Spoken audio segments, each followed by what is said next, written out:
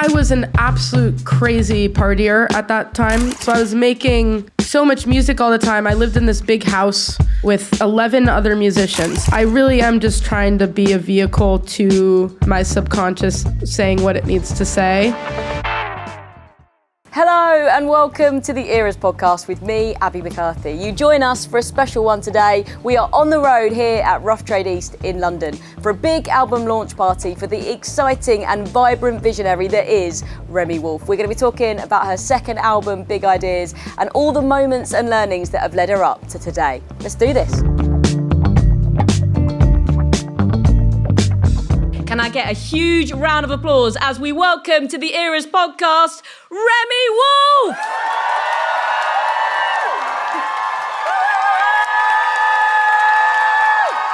Yeehaw!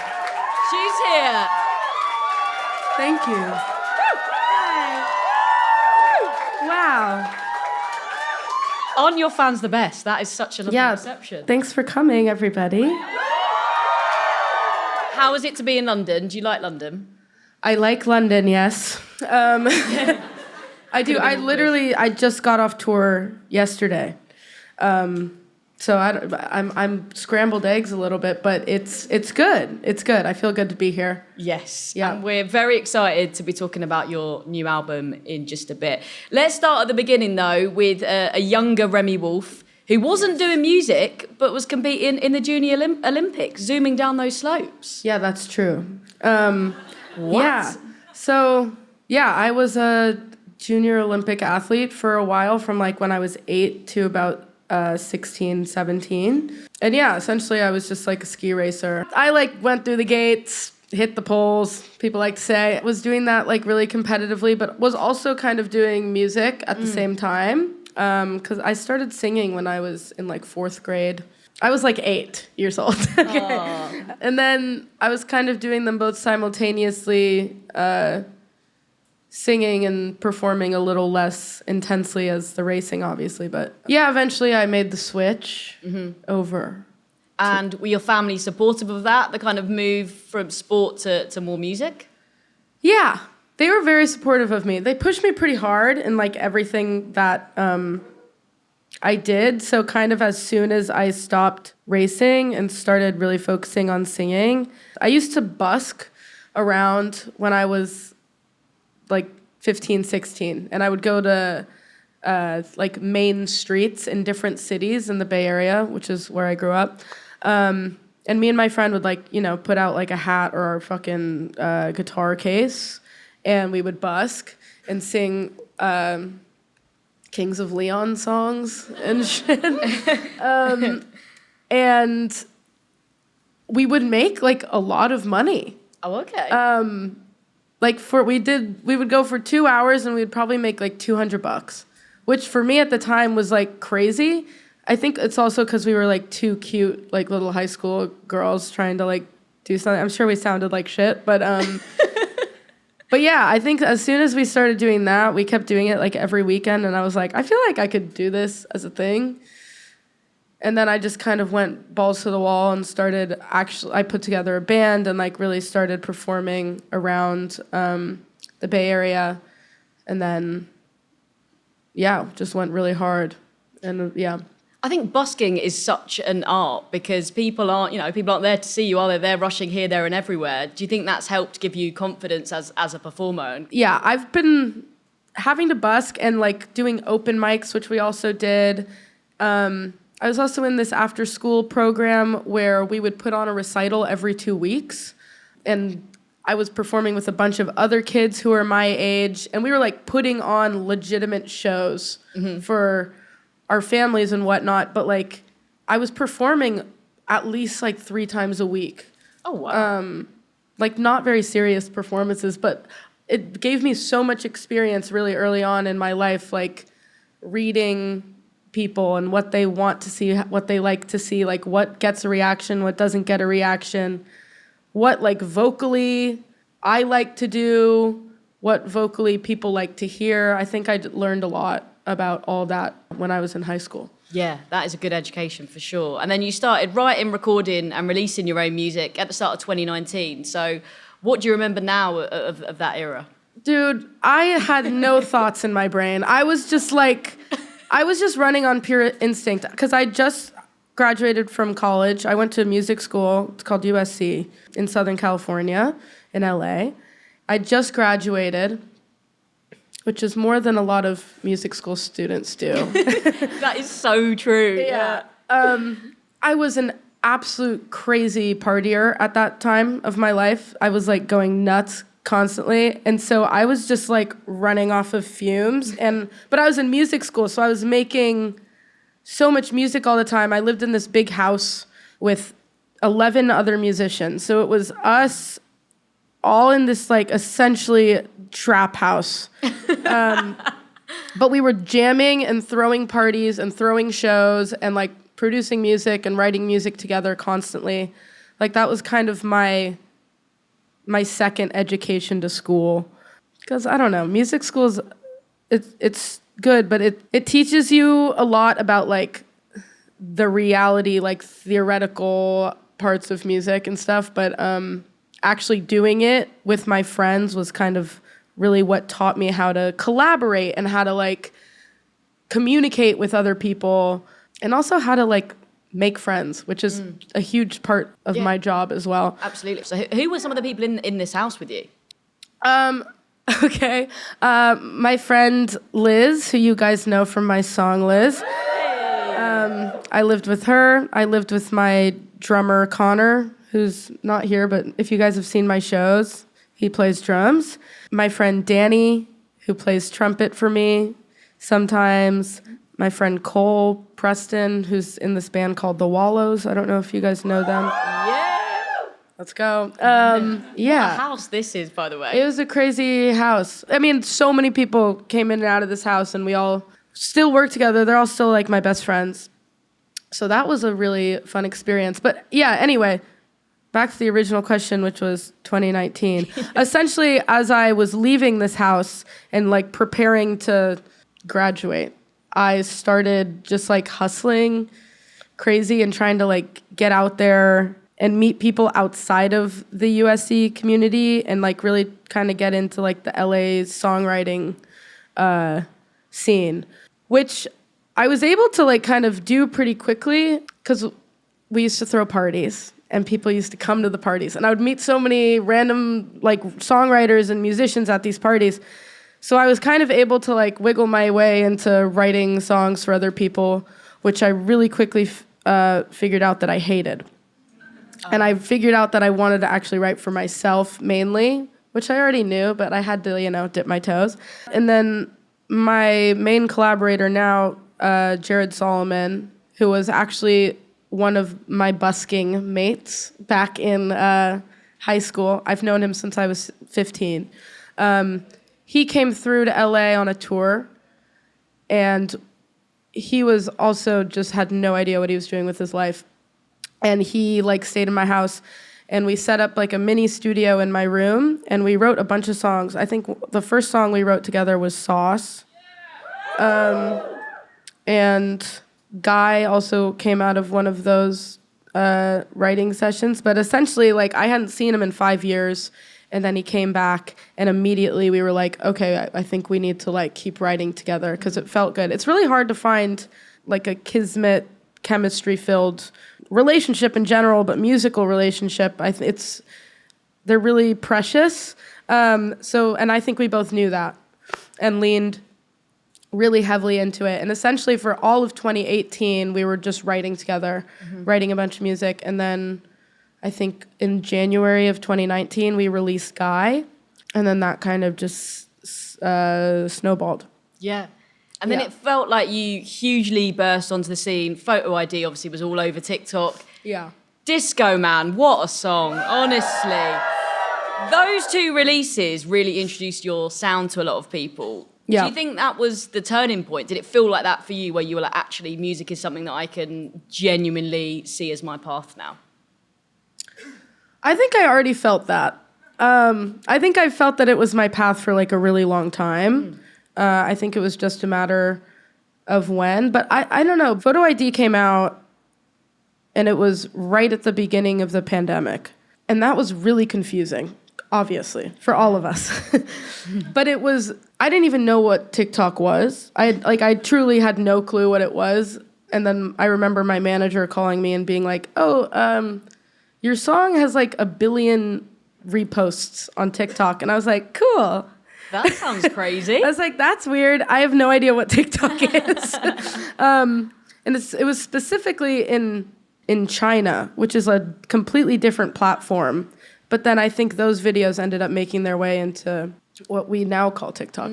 I think I was kind of numb a bit. And at that point, I think, what happened was Photo ID hit. And then we were like, all right, we're going to make an album now.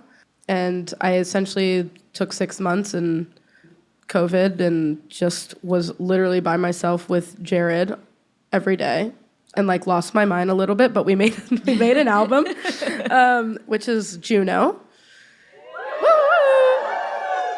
Yeah. Obviously, we're about to get into your new album, but when you reflect back on Juno, how would you kind of summarize that time? What are your memories of it? It was the most chaotic time of my entire life.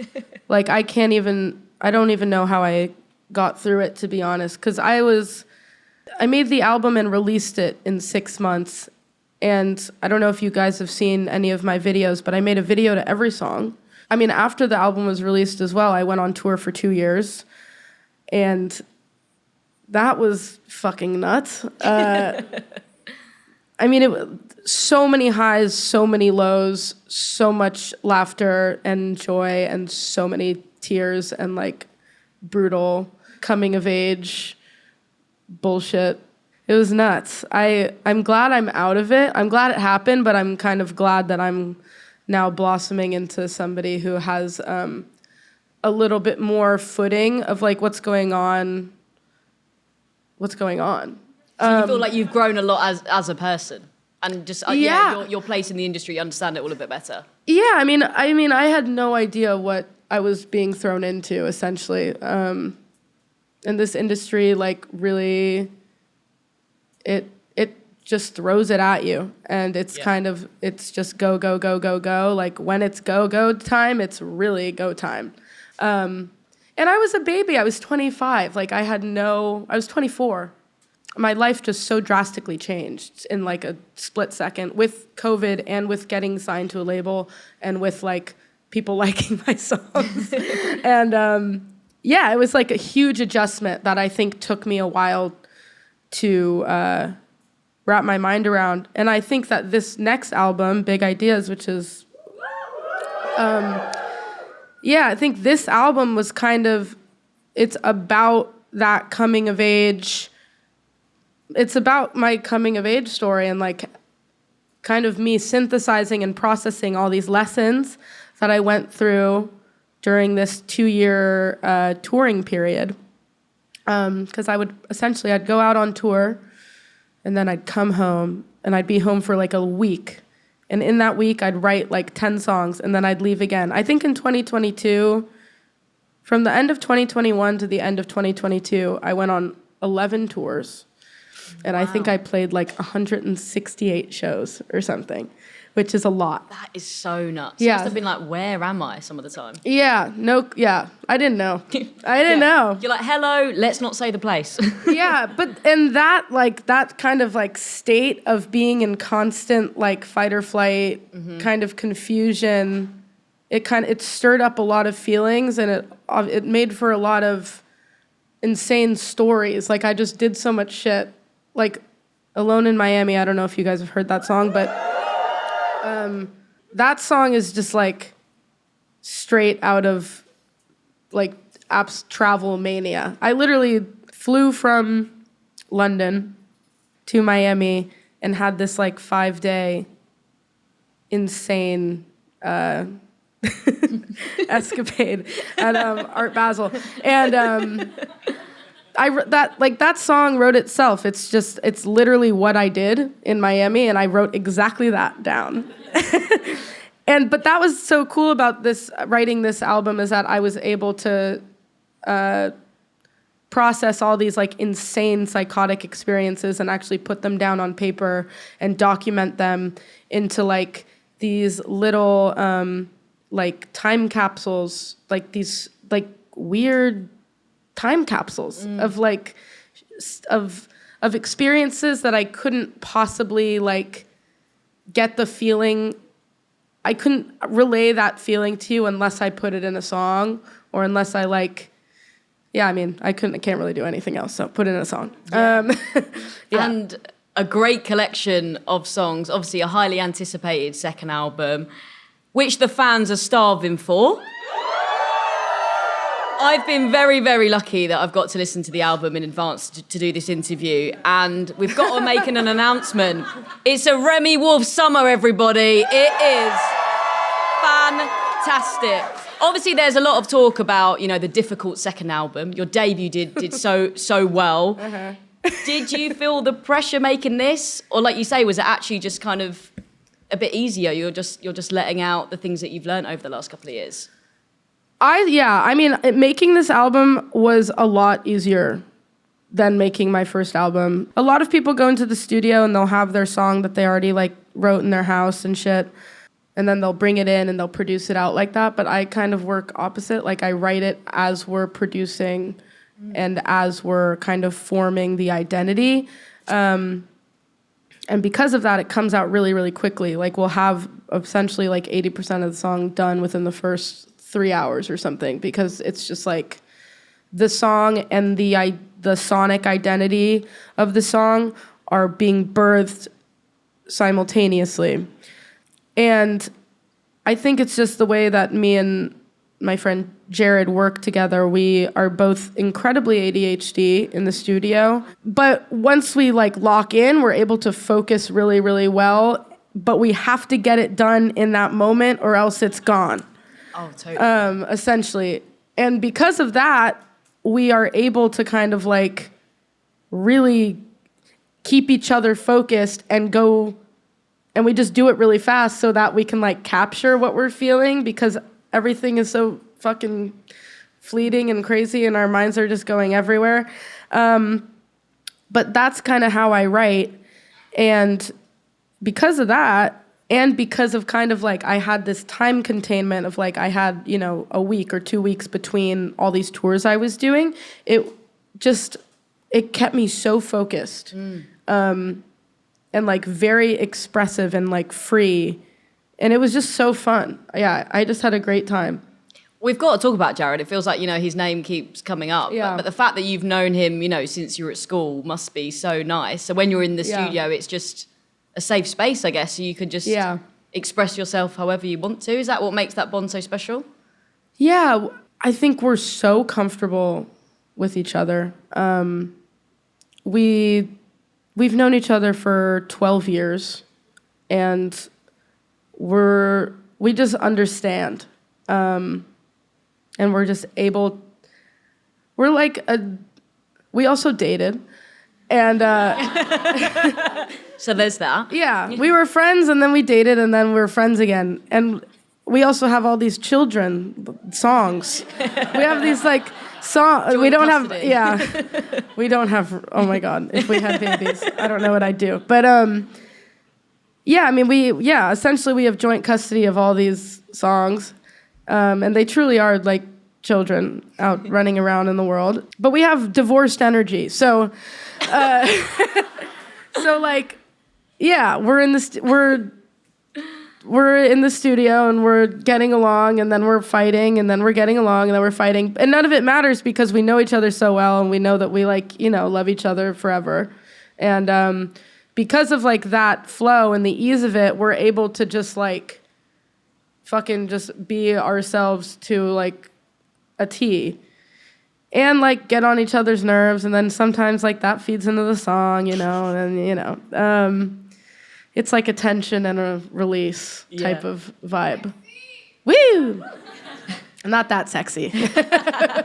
But this album's been more collaborative than previously. There's some other new names I was noticing in the song credits and stuff. So talk to us about the dream team. That made this. The dream team. It's such a dream team.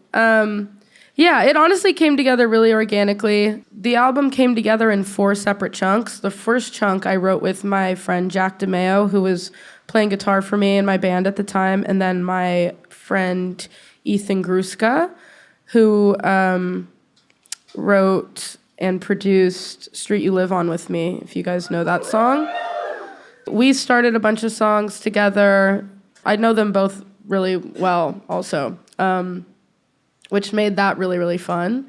And then the second kind of leg of the album came together with this guy named Leon Michaels, and then his band called the Dap Kings. And we were working in New York. We made Motorcycle together, and we made Just a Start together. And then, the third leg is where Jared showed up. That was Jared, Carter Lang, who does like all of SZA, and then this guy named Knox Fortune, who's an incredible producer and writer. And that came together really organically. We were working at this studio called Electric Lady in New York. And yeah, okay, you guys know it. Okay, cool. Iconic studio, amazing studio, best studio ever. We were upstairs, and Carter was downstairs with a very big artist, I don't think I can say. But he was downstairs, and he kept we're friends from LA, and he kept running upstairs and being like, all right, guys, what are you doing? What are you doing? What are you doing? And we're like, we don't know. And he was like, okay, I'm going to play some synths. So he kept running up and down the stairs to kind of hang out with us. And eventually when his sessions were over down there, I was like, do you want to come in and just stay and write with us for a while? So he ended up staying. I was introduced to Knox through Carter. And I met him for 30 minutes. Had no idea. I'd heard his name just from Carter and Jared because they were friends with him, and met him for 30 minutes. And I was like, all right, just come. And he just started coming every day. Oh. Very fast friends and very fast collaborators, which is really special. Then we went to LA for a little bit and wrote a couple more songs there. And that was with the Carter, Knox, and Jared and me team that we had assembled in New York. And then we Ninja Turtled it out in LA. That's how it all kind of came together. Very organic and fluid, and me just kind of following my vibes around the world in a hazy, strange state of confusion and clarity. Vibes queen. Yeah. I mean, there is a lot of detail in your music, which I think is what makes it so special. Whether it's stacked vocals, horn sections, clever wordplay, it's just absolutely packed in. I feel like there's something always to keep your attention. I don't know if that's kind of back to an ADHD thing. And I wondered, Maybe. Are you a control freak when you're creating? Or Yes. Yes. I was going to say, are you open, or do all the ideas have to come from you initially? They don't all have to come from me initially, but I have to approve them. and I have to be in the room. I don't really let people work on my music if I'm not there, which is not standard either. I think I kind of drive people crazy with it a little bit. Certain producers, I think, wish they could work on stuff without me there, but I'm just no. I need to be there for the whole thing, the whole process. I really like being incredibly involved. I have to be, or else I feel like it's not me anymore. Just don't even feel connected. Yeah, I need to feel very connected to it. And if it's gonna go down, if it's gonna fail, it's gonna fail because I failed. Yeah. And not somebody else. I need to make all the decisions, or at least give them all a thumbs up in person. Yeah. So I am pretty controlling. Yeah, love that. I know the fans will want to know more about this. I'd be fascinated to find out more about the way that you write and create music, because that's the thing that we don't get to see. We don't get to kind of come in the studio with you, because your music, as we've said, is creative, it's different, it's colourful. It doesn't follow that traditional pop song formula. How does that work? set the scene in those studio days. Okay. We go in. It's a good start. Some artists don't even do that. I honestly don't even know. We go in. Normally, an instrument gets played, and there's like a chord progression or something that I like, or we're just like jamming on for a while. If that one doesn't work, we play another one until I find like a melody or just any sort of spark, which I don't know how to explain to you how that happens. I think it's just energy. I don't know. Once that happens, then it's like kind of like, all right, it's like here we go. And I'll riff and sing for a while. And I'll normally sing into my voice notes. And normally the best melodies are in the first minute of that exploration. Sometimes there'll be one that's like 10 minutes in, but I typically like to trust the first like minute or two.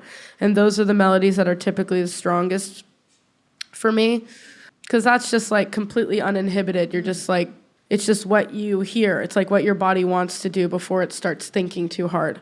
So I typically do that.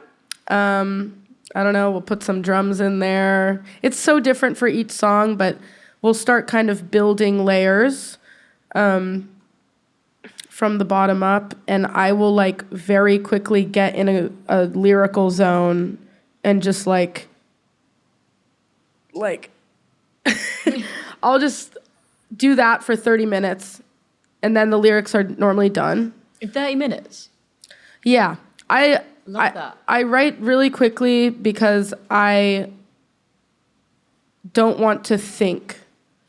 You're right, though. Your lyrics are kind of like a stream of consciousness, almost how you talk to your mate. So it is just let that out. Yeah, it's a stream of consciousness, and it's also just like I'm trying to capture. I'm not an artist that like focuses on concept, or like I'm not trying to make a whole song focused on one idea. Sure. I'm just trying to express any idea that is related to what I feel like the energy of the song is, and the energy of the day, and what I'm thinking about that day, which is, I mean, we don't walk around having one thought going through our head all day long. I mean, sometimes I guess maybe we do, but yeah, I just kind of let my brain run wild. And obviously there's a craft to it as well. Like I'm not just like dumping and I'm like, but I'm like, I'm letting my subconscious speak. And I really am just trying to be a vehicle to my subconscious saying what it needs to say, and not second guessing that, and just trusting myself that it's going to be to my liking, or that people are going to somehow understand any aspect of it. Or even if they don't, that's like fine with me, because I know that it was like true. Yeah. So authenticity is what matters to you the most. Yeah. Yeah. And let's talk about the album title, Big Ideas. Yeah. When did that come to you? So that's a lyric in one of my songs that you guys haven't heard yet, but it's called Kangaroo, the song. I was getting into a relationship at the time. Or no, actually no, I was already in the relationship. I had been for a while. Yes. And I think we were reaching this point where we were past the honeymoon phase, essentially.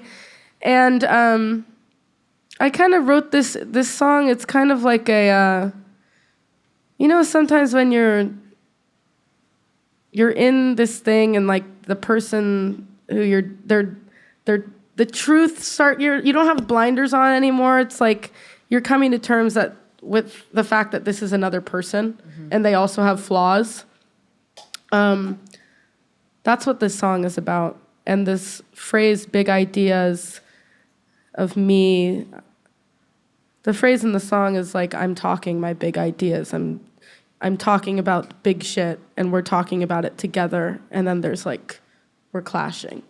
That's where that phrase came from. And then, I don't know, I just thought it was a good album title. It is pretty epic, isn't it? Big ideas. Yeah. Let's dig into some of the tracks on the album then. Cinderella was obviously the first single. And this thing, it's amazing, isn't it? It's just a burst of joy. It's so amazing. Nice. Thank you. The whistle, the horn section. Oh, yeah. It's giving bop, you know? Did you feel that this was the best way to introduce this new era? Yeah. I love every song on the album. I think any song could have done it.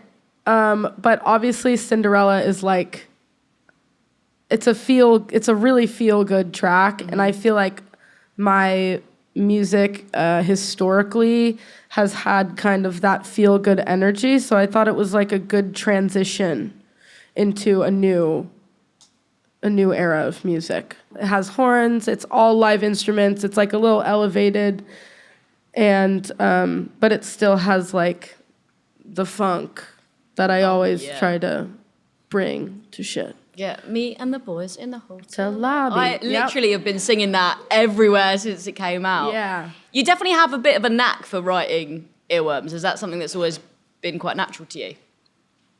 I guess. Yeah. I guess so. I don't know. How do you think your lyrical style has evolved over the years? I feel like I don't really have any say over it. It's just like letting my subconscious like literally write words on the page. Sometimes I'll be singing and a word will come up or a phrase will happen, and then I will like take that and kind of run with that. And I think I'm still kind of trusting that process. Do you think you used to overthink back in the day and now you're a bit more free? Or has that always been natural? I think it depends on my environment.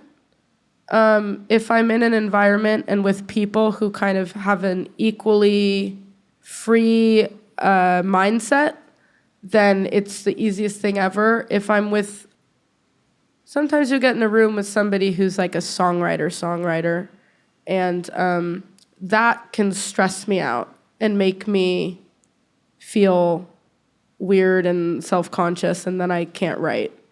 Like you were saying, like there's a lot of pop music that has like this structure to it, and like this concept format where you're really trying to relay this concept and like get every verse to kind of tie into this concept. And I think having those restraints really freaks me out. So if I'm in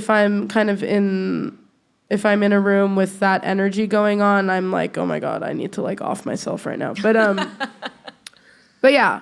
Also, a fun fact about Cinderella. Yes. The keyboard played on it. Yes. It's Stevie Wonder's. Yes. Yeah. How cool is that?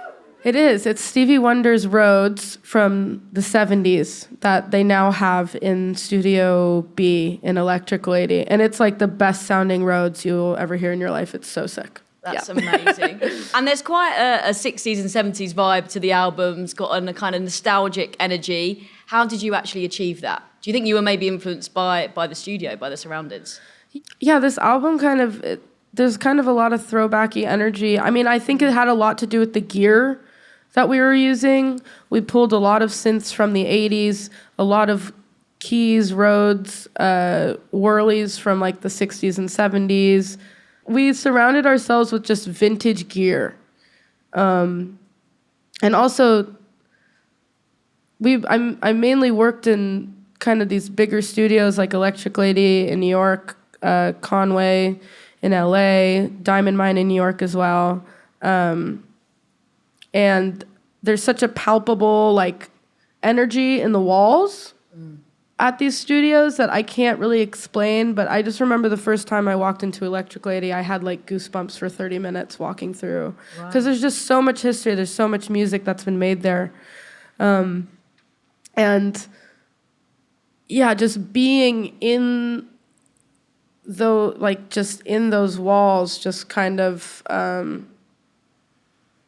you just feel so inspired and just like riled up. And they just have great engineers, great instruments, great gear, lovely people just like facilitating my artistry and my creativity. And that's like all I ever really need and could ask for. And it made the process like so amazing. Did you record in like an old-fashioned way, like to tape and stuff? Some of the songs, yeah, we recorded Motorcycle straight to tape. And those were like, we also did one take for Motorcycle. So like the band recorded all together, one take, 2 tape. So we can't really, you can edit, but like it's difficult to. And then we recorded my vocal 1 take, and then we layered my harmonies on top of that, pretty much 1 take, and then called it a day. And then we literally didn't touch that song from that day, which I thought was a cool vibe. That's so cool, yeah. Yeah. It's all just very instinctive.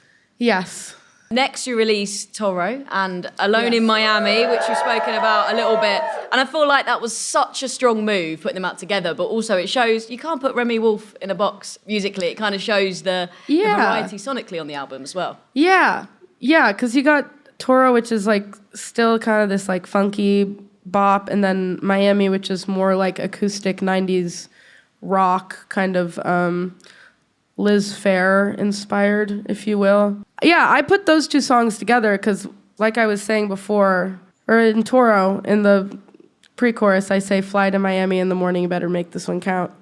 And, like, the story of Toro leads exactly, it just leads right into Miami. And that's actually what happened. Like, the story of Toro happened, then I flew to Miami, and then Miami happened, and then so they felt like very sister songs in that way, or like fraternal twins, I like to call them. The Crypto Bros line, like properly made me laugh. Is that like, it feels like you were really bringing to life real characters?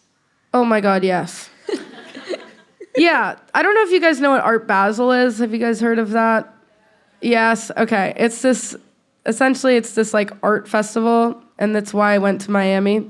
I was there to go to a Playboy party,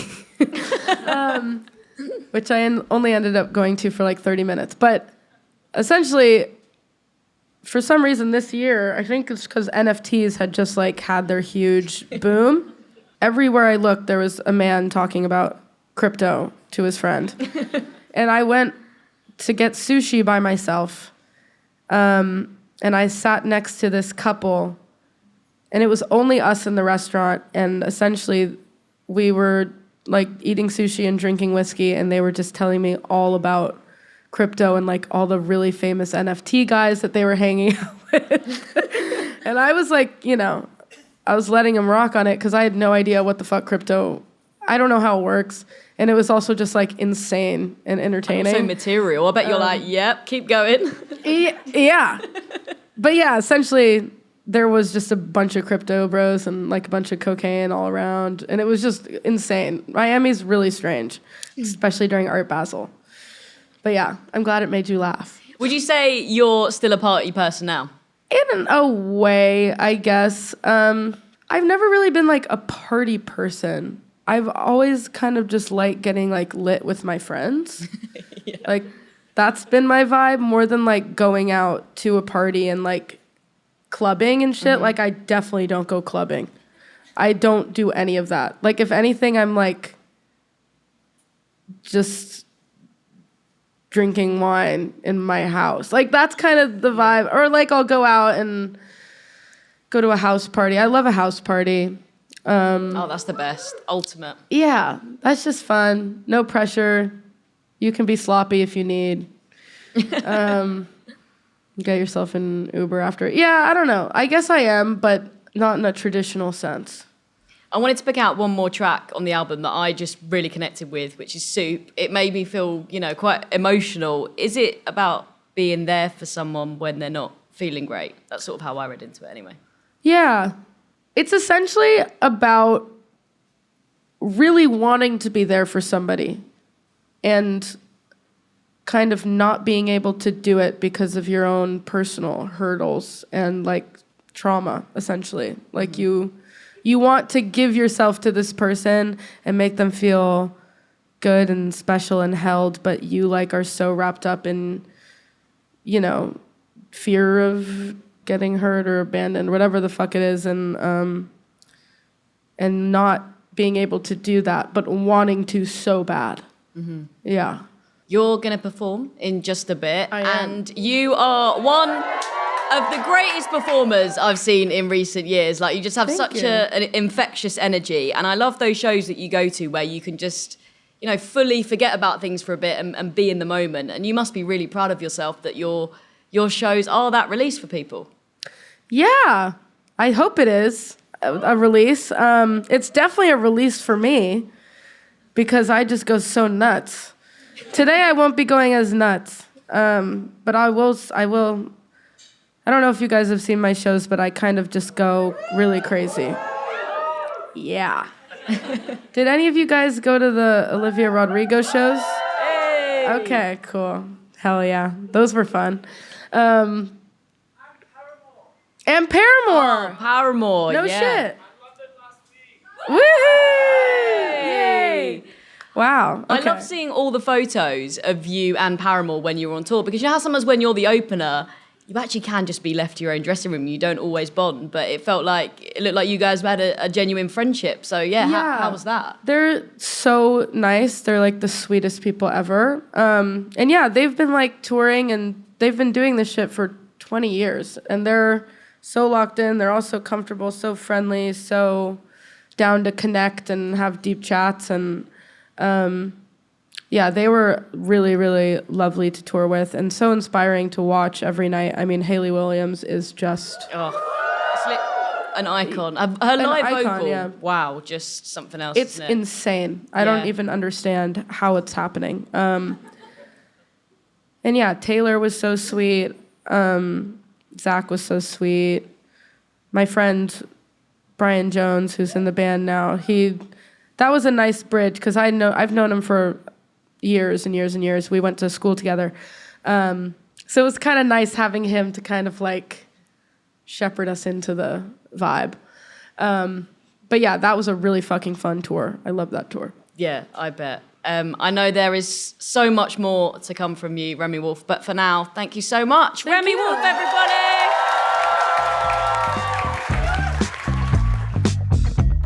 That was a lot of fun. Our first ever live podcast, and Remi's fans are just as amazing as her. I've been your host, Abbie McCarthy, and thank you for listening to the Eras podcast. If you can take the time to rate and review this podcast, it would mean the world to us, so we can keep getting it in the ears of more and more music fans. And let us know over on socials who you'd like us to chat to next. This has been a Good Karma production, recorded in front of a live audience at Rough Trade East in London. Bye for now.